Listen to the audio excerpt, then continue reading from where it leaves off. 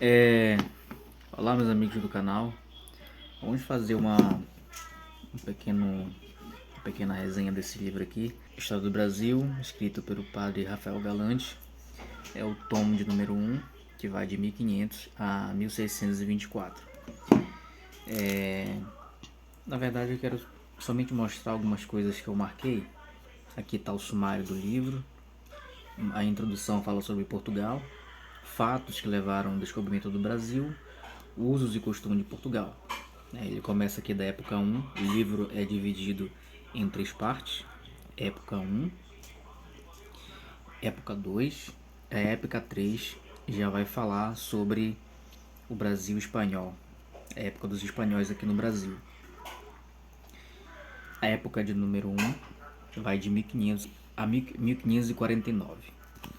Tempos primitivos da história do Brasil, descobrimento, as primeiras explorações, povos que habitavam o Brasil na época do seu descobrimento, as capitanias hereditárias. A época número 2 vai de 1549 a 1531 e 81.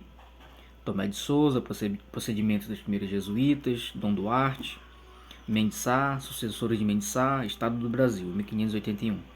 A época 3 vai falar sobre os primeiros anos, conquista da Paraíba do Norte, Segunda Junta, os ingleses no Brasil,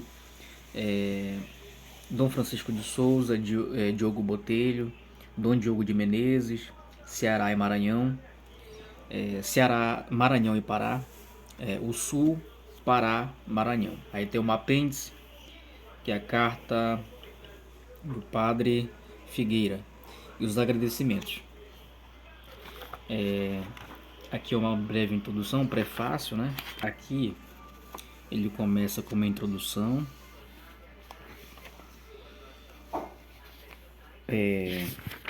um proêmio aqui sobre o Reino de Portugal, faz uma breve introdução ao Reino de Portugal.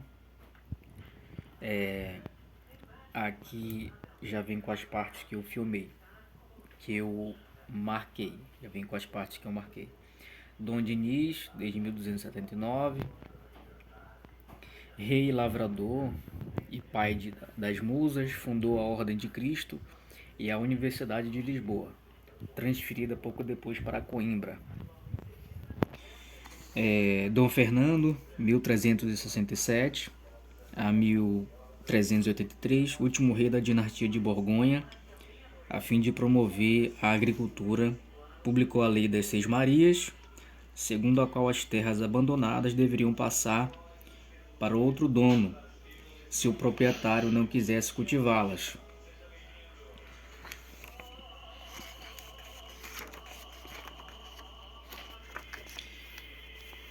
Aqui fala sobre Benraim.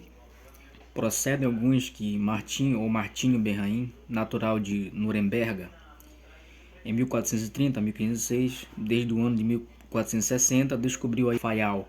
Explorou toda a costa da América do Sul até o atual Estreito de Magalhães, que em 1485 Dom João II o criou cavaleiro, e regressando para sua pátria em 1590, construindo um globo.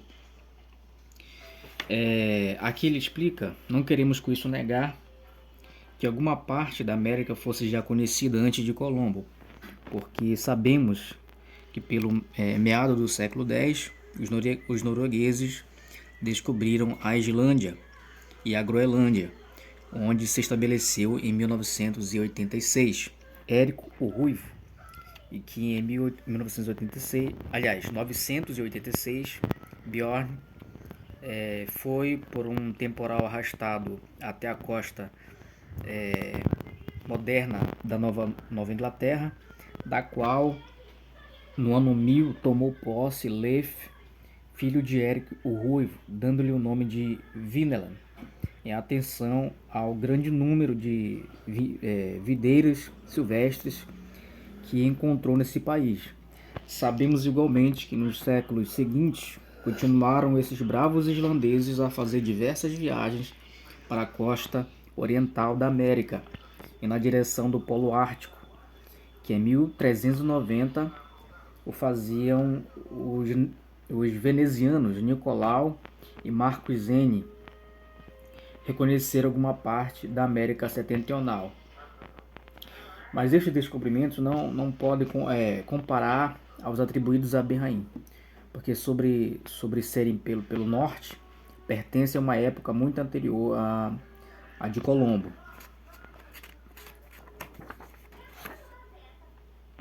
Aqui tem uma nota do autor, olha o que diz aqui: é certo que Platão, Diodoro da Sicília e outros escritores antigos tratam de uma ilha muito imensa e dotada de rios navegáveis, posta no Atlântico de frente das colunas de Hércules. Alguns querem que esta fosse uma ilha fabulosa que Platão imaginara a fim de representar alegoricamente o governo de Atenas. Outros têm para si que essa ilha era a Nova América, a qual vinha os fenícios, a frota de Salomão, a que era aquela Ofir, donde esses ousados marcantes da antiguidade tiveram tantos objetos preciosos. No ver de outros, essa grande ilha existiu realmente outrora no Atlântico e submergiu-se em virtude de um grande terremoto. Suas relíquias seriam os Açores, a Madeira, as Canárias. Não cansemos o leitor com essa discussão inútil e enfadonha, nem com luxo de erudição que de nada serve.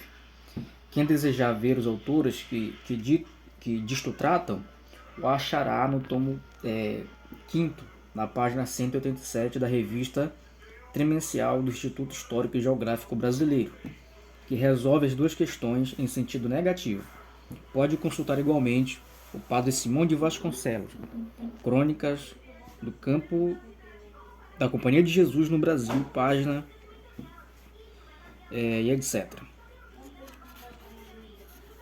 Aqui tem mais uma anotação. Na Espanha, Colombo, posto que protegido por Dom Pedro Gonçalves de Menezes, arcebispo de Toledo, nada conseguiu de Fernando o Católico, rei de Aragão. Afinal, passado 8 longos anos, Isabel, a católica rainha da Castela, empenhou suas joias para armar 3 navios que se chamaram Santa Maria, Pinta e Minha, enquanto Colombo esperava com impaciência alguma resposta dos reis católicos. Mandou o irmão fazer o mesmo pedido à França e à Inglaterra, que o rejeitaram com desprezo. Na página 60, ele fala sobre a segunda viagem de Cristóvão Colombo, que foi em 1493. Ele explorou a maior parte das pequenas Antilhas e, subjugando o Haiti, fundou a cidade de São Domingos. Na terceira expedição, de 1498, percorreu a litoral do continente desde a foz do Orinoco até Caracas. Na quarta, de 1502, examinou a costa da Honduras, na América Central. Durante a segunda viagem, alguns desordeiros que os genoveses castigaram e denunciaram-no como réu de vários crimes perante os reis católicos, bem confundir-se facilmente seus caluniadores. Foi na ocasião da terceira viagem, acusado de novo, deposto, substituído por Bovadilha, seu inimigo, que o remeteu para a Espanha carregado de ferros, posto em demora em liberdade por Isabel. No livro de Giles Tremlett, ele é uma biografia de Isabel de Castela.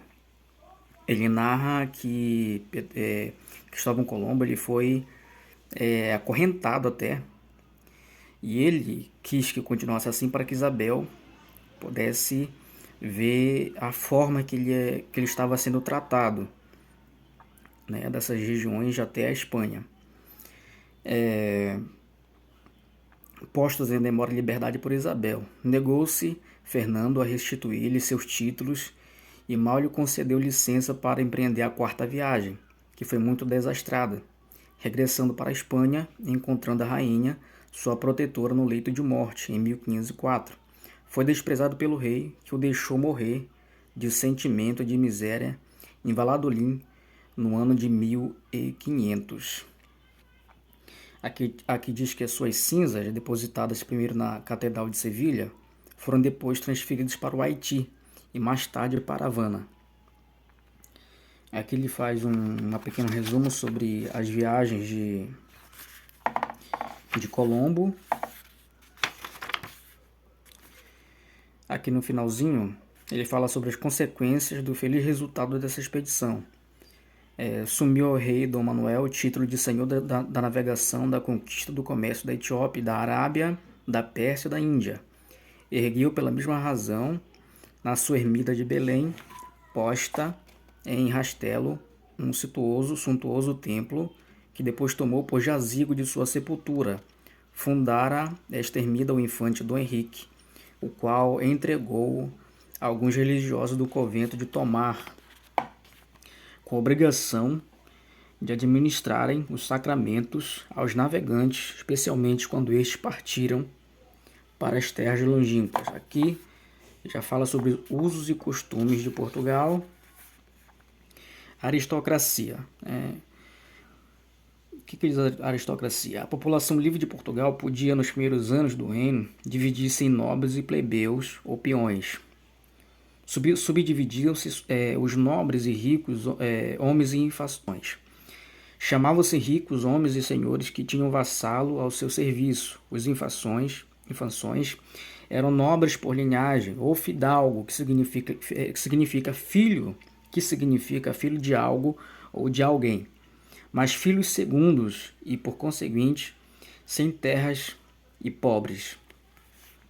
As moradias estabelecidas por Manuel eram pensões à casa real, concedida aos descendentes dos ricos, infações e plebeus. Aqui ele fala sobre o título. O título de dom, contração do latim dominus, senhor, dava-se nos primeiros tempos apenas aos reis, reis e príncipes e ricos homens, porém, ao depois estendido às pessoas distintas por seus feitos, como sejam Condestável, Nuno Álvares, Vasco da Gama e outros. Veio com o correr do tempo ao ser tão comum que perdeu quase todo o seu valor. No Império do Brasil, ficou sendo prerrogativa de bispos e da família real. Aqui ele fala sobre as ordens religioso-militares. Nesta parte aqui, tá? Existem em Portugal 3 dessas ordens, a saber, a Ordem de Cristo, criada por Dom Dinis para substituir a